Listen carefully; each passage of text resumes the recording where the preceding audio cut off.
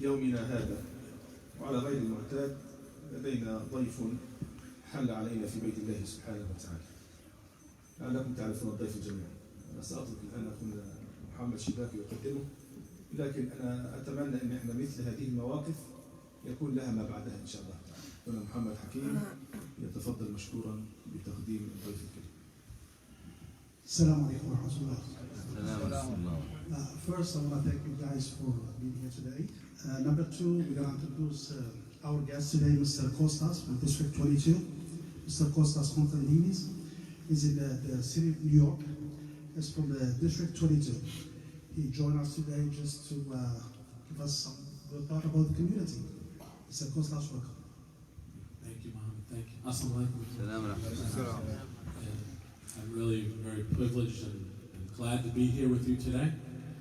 I've been here before, and I'm glad to have this opportunity to rekindle our friendship and our conversations. I want to thank my hosts this afternoon, Dr. Mansour and Mohammed. Thank you very much for having me as always, and to Dr. Akram, thank you. Imam, thank you for your leadership, spiritual leadership, and leadership in our community. Thank you. Thank you. So I am Costa Coostentini's. I'm the city council member who represents this community. And I want to start off by thanking you for coming out to vote this past Tuesday. Only when our voices are heard can change really happen. And as we look to bind ourselves together, as we look to strengthen our communities, having your voice as part of that conversation is what we need most. We are a community of diversity. There are over 190 languages spoken here in the borough of Queens. And I think all of them are spoken right here in Astoria. And this mosque, we have an opportunity here to reach the entirety of our neighborhood and work with one another for the strength and unity of our communities. Now, we have done some work together in the past. We've worked together on Muslim school holidays to ensure that you don't have to choose between sending your children to school or having them have a religious observance. We, this year in the City Council, have created a pilot program for halal food. And the City Council put in $1 million into the city budget. And with this pilot program, once it's successful, we will see a full implementation, we hope, with them working with the mayor, inshallah, that there shall be halal food in our public schools. But also there's more work we can do together. I've actually written a letter to the Department of Transportation and to the police department to help make Friday prayer simpler. In the interest of fairness, the City Council in 2003 passed a law saying that there would be no meters on Sundays. And the phrase that was used at that time, 15 years ago, I wasn't a council member yet, was that you shouldn't have to pay to pray. But our Muslim brothers and sisters, you all know that you are paying to pray. And if you leave mosque a little late, or if you stay to contemplate a little bit longer, there could be a $115 ticket sitting on your windshield when you leave. So we've written a letter to the Department of Transportation and to the police department to help ease that burden. And are now crafting city council legislation, crafting law for prayer equity. So on Friday prayer, we can come up with a program to protect our mosques. So you won't be charged. You won't be, you won't have to be worrying about your meters during the time of prayer. I think that's so important. Thank you. It's my pleasure. We're all one community. No matter what our faith. My church is one block over at St. Irene. My wife's church, I'm married to a Roman Catholic. And my mother is of Jewish faith.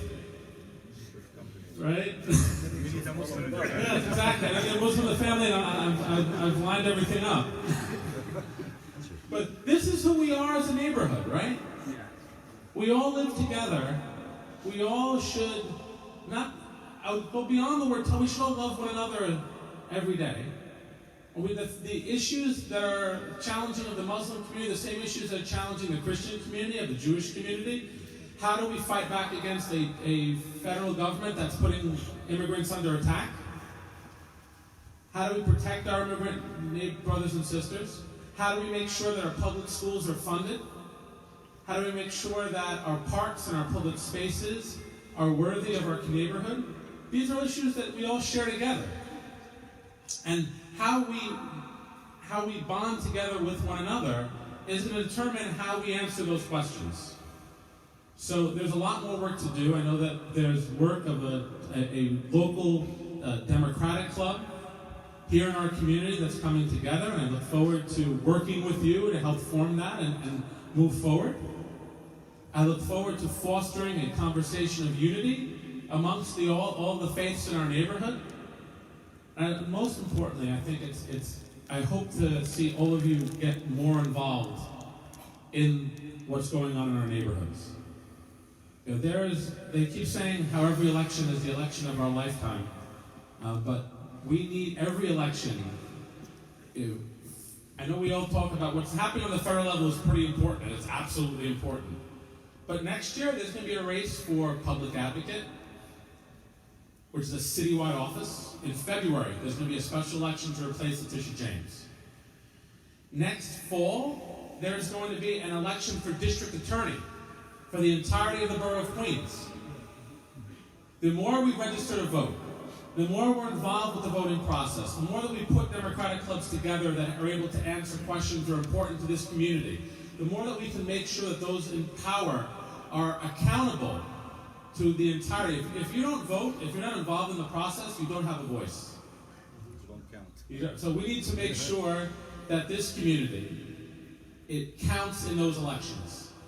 Because those elections, even though they're not the federal government, the city government and the district attorney has a lot of say of what happens in our neighborhoods. So I am looking forward to working with you to raise your voice, to get more of you registered to vote, to get more of you active in our political system. There's a young man who's working with me, Joy Chowdhury, who I think just walked back, but he's my community liaison right there. And he's from Bangladesh.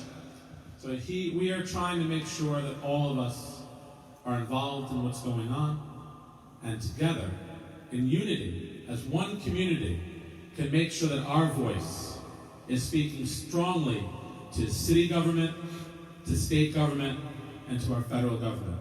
Thank you very much for your time this afternoon. It is always my great honor and pleasure to be here with you. Thank you. Thank you very much. I want to thank you so much, Mr. Kostas, for coming today and give the nice warm words to our community. Anything else you want to add, Councilor?